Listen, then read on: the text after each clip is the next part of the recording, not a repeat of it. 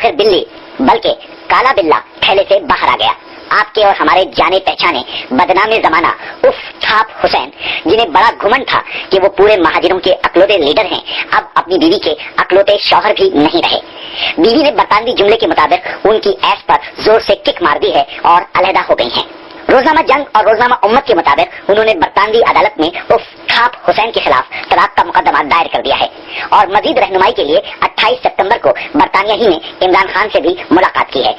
एक माह कबल ही अल्ताफ हुसैन ने अपनी शादी की तमाम तस्वीर एमक्यूएम की वेबसाइट से निकाल दी थीं, जहां इससे कबल सैकड़ों की तादाद में उनकी शादी की तस्वीर मौजूद थीं। न सिर्फ उनकी बल्कि उनके भांजे और भतीजियों की शादी की तस्वीर भी सैकड़ों की तादाद में एमक्यूएम की वेबसाइट पर दस्तयाब थीं।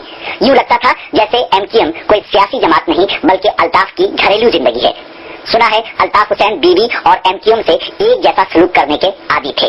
दस्तयाब इत्तलात के मुताबिक उस शादी में दरार तो 2 साल पहले ही पड़ गई थी, मगर फायजा गबूल जो पहले फायजा अल्ताफ कहलाती थी इसलिए खामोश थी क्योंकि उनके वालिदे बुजुर्गवार फैसल गबूल को अल्ताफ की राबिता कमेटी ने कराची के एक घर में कैद कर रखा था।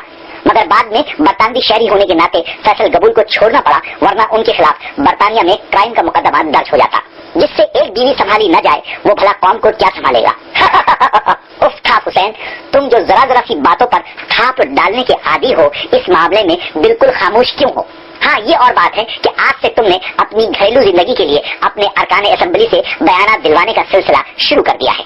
उफ थाप हुसैन, अब तुम्हारे जुल्म सितम के दिन गए, अब उल्टी गिनती शुरू हो चुकी है। तुम जो महाजिरों में से एक लड़की को शादी के लिए चुन न सके, या यूं भी कहा जा सकता है कि पूरे महाजिरों में से किसी ने भी तुम्हें इस काबिल नहीं समझा कि अपनी बेटी दे सके, अब फायजा तुमसे चुन चुन कर बदले लेगी। उसने एक बयान में कह दिया है कि तुम नफ्सियाती मरीज हो और वो किसी बरतानवी डॉक्टर से तुम्हारा इलाज भी करवाती रही है। एक दिन आएगा जब तुम्हारी बेटी भी तुम्हारे गुनाहों की वजह से अपना मुंह छुपाएगी और हो सकता है वो वल्दियत की जगह अल्ताफ का नाम निकालकर गबूल कहलाना ज्यादा पसंद करे। अल्ताफ अब परेशान है कि बीवी को तलाक देने पर उसे बरतानवी कानून के मुताबिक फायजा को अपनी आधी जायदाद और बैंक बैलेंस देना पड़ेगा। याद रहे कि अल्ताफ ने अपनी बेटी की 6ठी सालगिरह बीवी के बगैर मनाई। यकीन आए तो एमक्यूएम की वेबसाइट पर जाकर 6ठी सालगिरह की तस्वीर देख लें। उफ थाप हुसैन, तुम्हारा जवाल शुरू हो चुका है। कुदरत ने तुमको जो ढीली रस्सी मुहैया की थी, अब वो तुम्हारी न नजर आने वाली मोटी गर्दन के गिर्द तंग होना शुरू हो गई है। तुमने खल्क़े खुदा को जिस तरह तंग किया है, अब तुम्हारी गर्दन पर मोटी रस्सी भी उतनी ही तंग होती जाएगी। एक दिन आएगा जब तुम जान बचाने बरतानिया से भागोगे और दुनिया के किसी मुल्क में तुम्हें पनाह नहीं मिलेगी और तुम्हारा कोई करीबी साथी ही तुम्हें कत्ल कर देगा।